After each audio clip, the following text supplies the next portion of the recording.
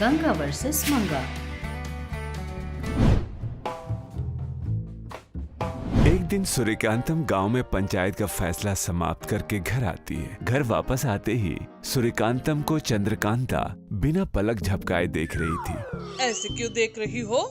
अरे वाह सासू माँ, तुम्हारे झुमके कितनी सुंदर है। पता है क्या, कल मेरे दोस्त की एनिवर्सरी फंक्शन है।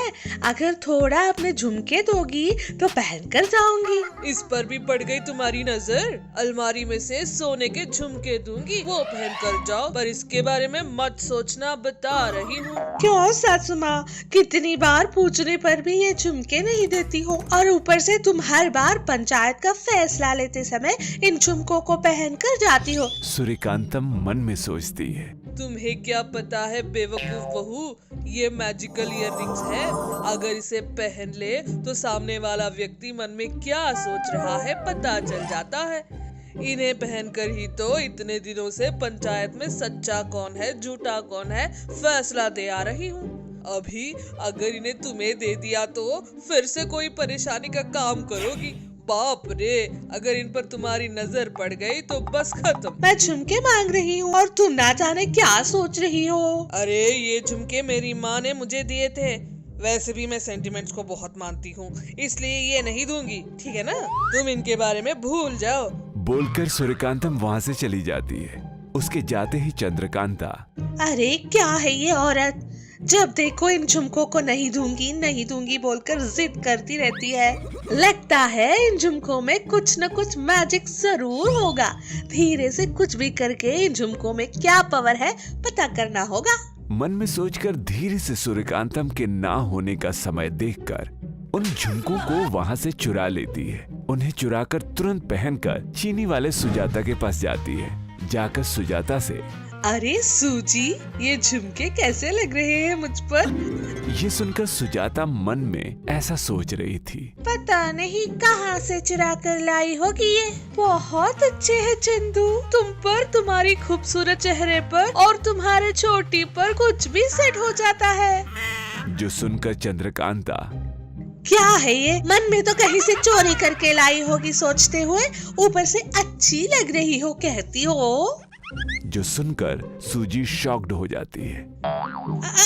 अरे चंदू, मैंने जो मन में सोचा था तुम्हें कैसे सुनाई दिया? कहीं इन झुमकों के पीछे कोई मैजिक तो नहीं है? उसकी बात सुनते ही चंद्रकांता को समझ आ जाता है। सच में लगता है कि इन्हें पहनने के बाद लोग अपने मन में क्या सोच रहे हैं सब पता चल जाता है। चंद्रकांता सुजाता से कहती है। सुजाता खुश होकर, अच्छा है ना ये, कहती है। जो सुनकर चंद्रकांता को एक आइडिया आता है। फौरन सुजाता से, मेरे पास एक बहुत अच्छा प्लान है। अगर ये प्लान फॉलो करे तो इन मैजिकल झुमकों से बहुत पैसे कमा सकते हैं। सुजाता के कानों में उस प्लान को बताती है। और दूसरे ही दिन चंद्रकांता एक बाबा का वेश धारण करके गांव में आती है। चीनी वाली सुजाता गांव में उसके बारे में ऐसे प्रचार कर रही थी, अम्मा आओ अम्मा, यही है महिमा वाली आगम पूजिता देवी। जो सुनकर चंद्रकांतम धीरे से, ये आगम नहीं देवता है, तुम और तुम्हारी हाफ नॉलेज बोलकर हटाती है। जिससे सुजाता, हाँ, वही देवता पूजिता देवी तुम्हारे दुखों को दूर करने के लिए आई है। आइए, आकर अपनी मुश्किलों का समाधान जानकर जाइए, कह रही थी। ये सब सुनकर लोग वहाँ आने लगते हैं। आकर लोग मन में क्या सोच रहे हैं मैजिकल इयररिंग द्वारा सुनकर चंद्रकांता एक एक को दिखाते हुए चंद्रकांता ऐसा कहती है, तुम्हें पैसे का कष्ट है और तुम्हें बच्चे ना होने का दुख, और तुम्हें तुम्हारी शादी ठीक नहीं चल रही है का दुख।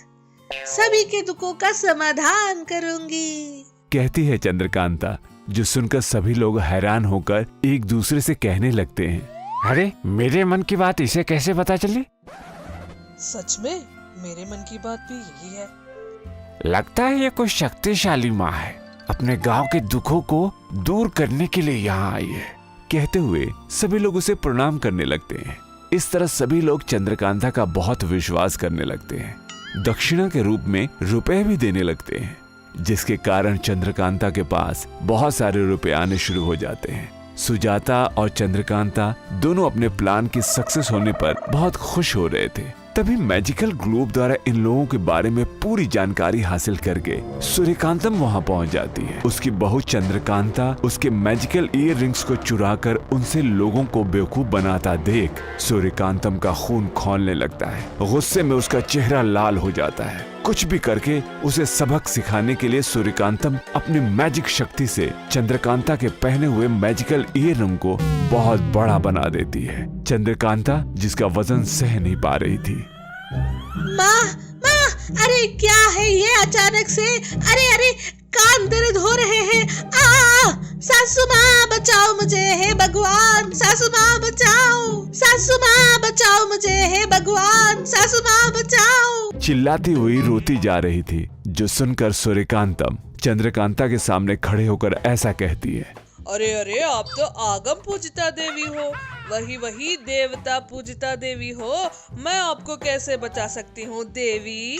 मैं देवी नहीं हूँ सासू माँ, तुम्हारी बहू चंद्रकांतम हूँ। पैसों के लालच में मैंने ऐसा काम किया था। माफ करो सासू माँ। ये सब सुनने के बाद लोग को चंद्रकांता पर बहुत गुस्सा आता है। चंद्रकांता अपनी गलती समझ जाती है, इसलिए सूर्यकांतम अपने मैजिकल शक्ति से बड़े झुमकों को गायब कर देती है। लोगों ने जो रुपए दक्षिणा में दिए थे उन्हें वापस करवा देती है। लोगों को चंद्रकांता के किए काम पर गुस्सा आता है, पर सूर्यकांतम के किए काम पर खुश होकर चंद्रकांता को माफ कर देते हैं। उस दिन के बाद से चंद्रकांता मैजिकल ईयर रिंग ही नहीं, कोई भी ईयर रिंग नहीं पहनती है। में सुमति और सीता नाम की सास बहू रहती थी। उनका परिवार बहुत ही गरीब था। सुमति का पति सुंदरम और बेटा रामू दोनों कोई काम करके पैसे घर लेते थे, तभी उनका घर चलता था। सीता एक अच्छी लड़की थी। वो अपनी सास को बिना कुछ कहे उनकी हर बात मानती थी, इसलिए सुमति को भी अपनी बहू बहुत पसंद थी। एक दिन सीता बाहर से वापस आकर अपनी सास सुमति को घर में ढूंढ रही थी। ना जाने सासू माँ कहाँ चली गई है, घर में कहीं दिखाई नहीं दे रही। लगता है कहीं बाहर गई है, पर मुझे बताए बिना तो वो कहीं नहीं जाती। सीता अपने सास के बारे में सोचते हुए घर के पीछे के आंगन में जाती है। वहाँ पर वो अपने पड़ोसी देवी को देखती है, जो आज के बिल्डिंग को देख रही थी। क्या देख रही हो वहाँ? सीता की बात सुनकर देवी सीता की ओर मुड़कर कहती है, कुछ नहीं बेटी, देख रही हूँ कि वहाँ पर कौन पटाखे चला रहा है। उस बिल्डिंग में बड़े बड़े स्पीकर लगाकर कौन इतना हंगामा कर रहा है। उस बिल्डिंग में किसी पैसे वाले की बेटा या बेटी का बर्थडे पार्टी मनाया जा रहा है, इसीलिए इतना हंगामा हो रहा है वहाँ। बर्थडे पार्टी के लिए भी क्या इतना हंगामा करना जरूरी है? मुझे तो इस हंगामे को देखकर लगा कि किसी की शादी हो रही है।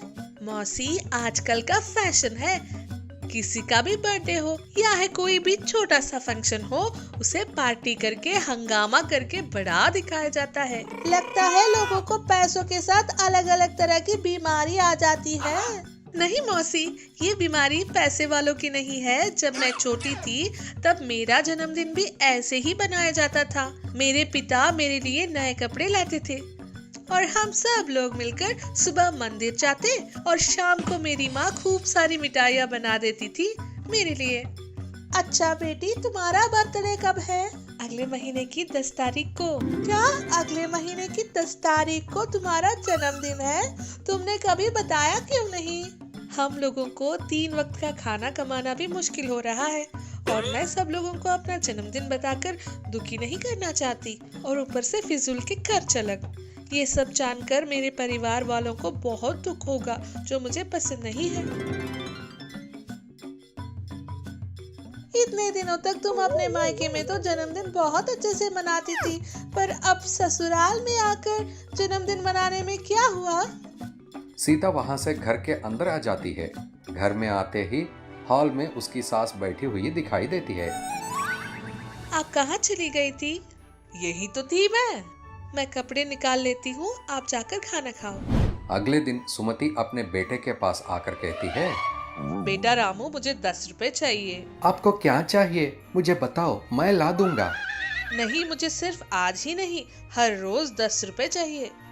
माँ, मैं अपनी कमाई के पैसे आपको ही तो देता हूँ, आपको उनमें से जितने रुपए चाहिए आप ले सकते हो। रामू अपनी माँ से ऐसा बोलकर वहाँ से चले जाता है। रामू हर रोज अपनी कमाई अपनी माँ को ही देता था। रामू और सीता को समझ नहीं आता कि माँ उन 10 रुपए से क्या कर रही थी। एक दिन सुमति का पति सुंदरम 10 रुपए के बारे में सुमति से पूछता है, कोई साड़ी खरीदने है क्या तुम्हें? मैं क्यों साड़ी खरीदूंगी? तो फिर तुम रोज उन 10 रुपए का क्या कर रही हो? तुम्हें तो पता है ना कि अपना घर खर्च कितने मुश्किल से चल रहा है। सब कुछ जानकर भी तुम रोज 10 रुपए का क्या कर रही हो? और सिर्फ 4 दिन सब्र करिए, सब कुछ बता दूंगी आपको। 1 महीने से सब्र ही तो कर रहा हूँ। अब तो बता दो, क्या तुमने किसी से पैसे उधार लिए हैं या फिर किसी को पैसे उधार दे रही हो? हाँ, उन 10 रुपयों को पूरे गांव में सूद पर घुमा रही हूँ। 10 रुपए देकर 1000 प्रश्न पूछ रहे हो। बाप रे, इतना गुस्सा तुम मुझे भी नहीं बता रही हो? सुंदरम के बार बार पूछने पर भी सुमति उसे कुछ नहीं बताती। दिन गुजरते जाते हैं। एक दिन सब लोग बैठे हुए थे, तभी सुमति बाहर से आते हुए घर के सभी लोगों को बुलाती है। क्या बात है माँ? रोज रोज 10 रुपए ले रही हो, क्या कर रही हो तुम उनसे? कहीं साड़ियाँ तो नहीं खरीद रही हो उनसे, या फिर किसी को उधार तो नहीं दे रही हो? पूछ रहे थे ना, तुम देखो अब मेरा जवाब। मैंने ऐसा पूछा माँ? तुमने नहीं, तुम्हारे पिताजी ने पूछा था मुझसे। हाँ पूछा था मैंने, और तुमने तो कुछ भी बताया नहीं। इसलिए क्योंकि अब दिखाऊंगी। सुमति बाहर टेबल पर रखे कवर को लाकर अंदर टेबल पर रख देती है। मुझे तो तुम पर पहले से ही डाउट था कि तुम 10-10 रुपए जोड़कर साड़ियाँ खरीद रही हो। लगता है आपका शुगर बहुत बढ़ गया, दवाई लेना भूल गए क्या? सुंदरम और सुमति की बातें सुनकर रामू और सीता दोनों हंसने लगे। अच्छा अच्छा ठीक है, पहले दिखाओ तो। सुंदरम की कहने के बाद सुमति उस कवर में से एक केक बॉक्स निकालकर बाहर रखती है, जिसे देखकर सब लोग हैरान हो जाते हैं। इतने दिनों से रोज 10 रुपए जमा कर रही थी, तुम्हें इस उम्र में केक खाने का मन कर रहा है ना? जरा आप लोग बोलना बंद करोगे? ये केक मेरे लिए नहीं है। क्या तुम्हें पता है कि आज तुम्हारी पत्नी का जन्मदिन है? सुमति की बात सुनकर रामू हैरान हो जाता है और सीता चौक पर देखने लगती है। आज तुम्हारा जन्मदिन है, तुमने तो कभी बताया भी नहीं। हम सब लोग इतनी मुश्किलों में हैं, अपना गुजारा भी मुश्किल से चल रहा है। ऐसे में मैंने सोचा क्यों बताना, इसलिए नहीं बताया। मुश्किलें तो हर समय रहती है, इसका मतलब ये नहीं कि हम लोग अपनी खुशियाँ दबा लें। तुम्हें हम लोगों को अपने जन्मदिन के बारे में बताना चाहिए था ना? तुम्हें हम लोगों को बताना चाहिए था अपने जन्मदिन के बारे में। मैंने सोचा आप लोगों को बुरा लगेगा। तुम इस घर की लक्ष्मी हो बेटी, तुम्हारी बातों का हमें बुरा नहीं लगेगा। पहले इसको कट करो, उसके बाद तुम दोनों पति पत्नी मिलकर मंदिर जाओ। सासू माँ, आपने मेरे लिए इतने दिन 10-10 रुपए जमा करके मेरे जन्मदिन के लिए केक खरीदा है। मैं इस जन्मदिन को कभी नहीं भूल पाऊंगी। सीता केक काटकर अपने पति, सास और ससुर को खिलाती है। सुमति ने अपनी बहू का जन्मदिन इतने अच्छे से बनाया कि उसे ये जन्मदिन हमेशा याद रहेगा।